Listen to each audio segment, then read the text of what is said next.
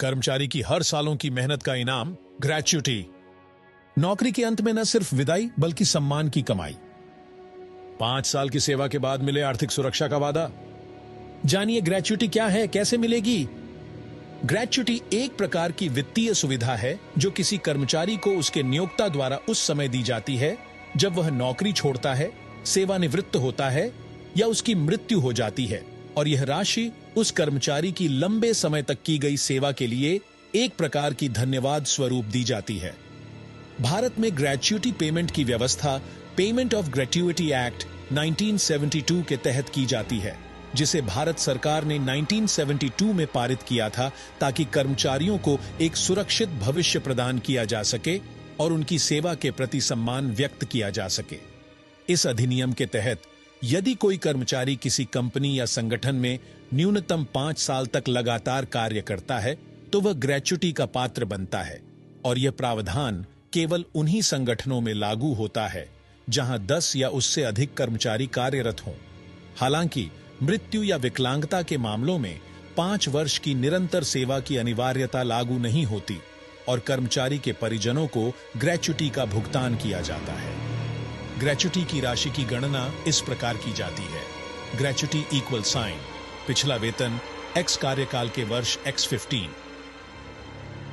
26 जहां वेतन में मूल वेतन और महंगाई भत्ता शामिल होता है।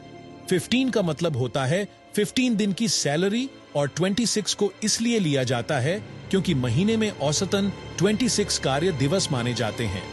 उदाहरण के लिए, यदि कोई कर्मचारी पिछले वेतन के रूप में 30,000 प्रति माह कमा रहा है और उसने 10 वर्षों तक सेवा की है तो उसकी ग्रेच्युटी होगी इक्वल साइन 30,000 x10 x15।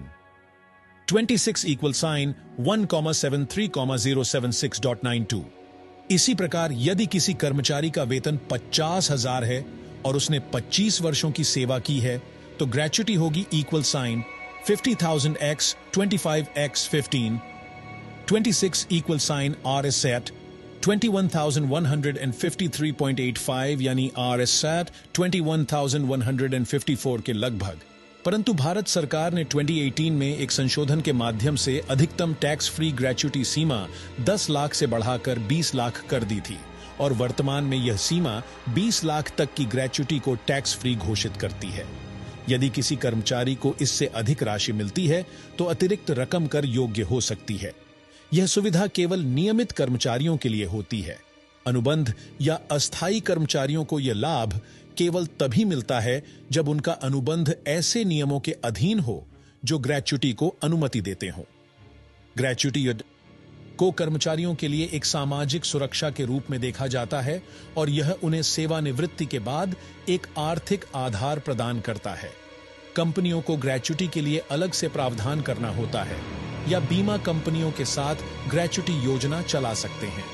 कुछ निजी कंपनियां ग्रेच्युटी को CTC यानी कॉस्ट टू कंपनी में शामिल करके दिखाती हैं, लेकिन उसका भुगतान तभी होता है जब कर्मचारी न्यूनतम 5 वर्ष की सेवा पूरी करता है। वहीं केंद्र और राज्य सरकार के कर्मचारियों के लिए यह एक अनिवार्य लाभ है। ग्रेच्युटी भुगतान के लिए कर्मचारी को आवेदन देना होता है और इसका 30 दिनों के भीतर उसका भुगतान करना अनिवार्य होता है, अन्यथा विलंब पर ब्याज देना पड़ता है। यदि कोई कर्मचारी 4 साल 300 दिन तक काम कर लेता है तो उसे भी कई मामलों में ग्रेच्युटी का पात्र माना जाता है, क्योंकि भारत की न्यायपालिका ने इसे सिर्फ कैलेंडर वर्ष के बजाय कार्य दिवसों के आधार पर परिभाषित किया है। उदाहरण स्वरूप, यदि कोई कर्मचारी अप्रैल 2015 से दिसंबर 2019 तक कार्य करता है और उसका हर वर्ष 240 दिन कार्य दिवसों का आंकड़ा पूरा करता है तो उसे ग्रेच्युटी मिल सकती है। ग्रेच्युटी की राशि कर्मचारी की अंतिम प्राप्त बेसिक सैलरी पर आधारित होती है, इसलिए प्रमोशन या वेतन वृद्धि का इसका सीधा प्रभाव होता है। कई संगठन अपने कर्मचारियों के लिए ग्रेच्युटी बीमा पॉलिसी लेते हैं ताकि वे ग्रेच्युटी भुगतान का बोझ एक मुश्त खुद वहन न करें। भारत में LIC की ग्रुप ग्रेच्युटी योजना बहुत प्रचलित है, जिसे कई कंपनियां अपनाती हैं। हाल के वर्षों में डिजिटलाइजेशन के चलते ग्रेच्युटी का आवेदन, स्वीकृति और भुगतान प्रक्रिया अधिक पारदर्शी और सरल हो गई है। कर्मचारी भविष्य निधि संगठन EPFO भी ग्रेच्युटी से संबंधित मामलों में मार्गदर्शन करता है। यदि कोई कर्मचारी ग्रेच्युटी के पात्र होते हुए भी नियोक्ता भुगतान करने से इनकार करता है तो वह श्रम विभाग या औद्योगिक न्यायाधिकरण में शिकायत दर्ज करा सकता है। ग्रेच्युटी की मूल भावना यही है कि वह कर्मचारी के लंबे योगदान को सम्मान देने का माध्यम हो और उसकी भविष्य की वित्तीय सुरक्षा को सुनिश्चित करे। इसका इतिहास ब्रिटिश शासन काल तक जाता है, जब यह अवधारणा रेलवे और डाक विभाग में प्रारंभिक रूप से शुरू हुई थी और बाद में इसे अन्य क्षेत्रों में लागू किया गया।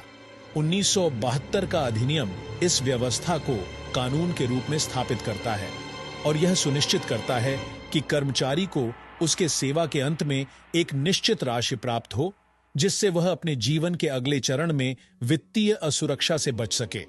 आधुनिक युग में कंपनियों में CSR और एम्प्लॉई रिटेंशन स्ट्रेटजीज के अंतर्गत भी ग्रेच्युटी को एक महत्वपूर्ण उपकरण माना जाता है, जो कर्मचारियों को लंबे समय तक जोड़े रखने में मदद करता है। इस प्रकार ग्रेच्युटी एक सामाजिक, कानूनी और नैतिक उत्तरदायित्व का हिस्सा है, जो कर्मचारियों और नियोक्ताओं के संबंधों में स्थिरता और भरोसा स्थापित करता है और आर्थिक सुरक्षा के एक मजबूत स्तंभ के रूप में उभरता है।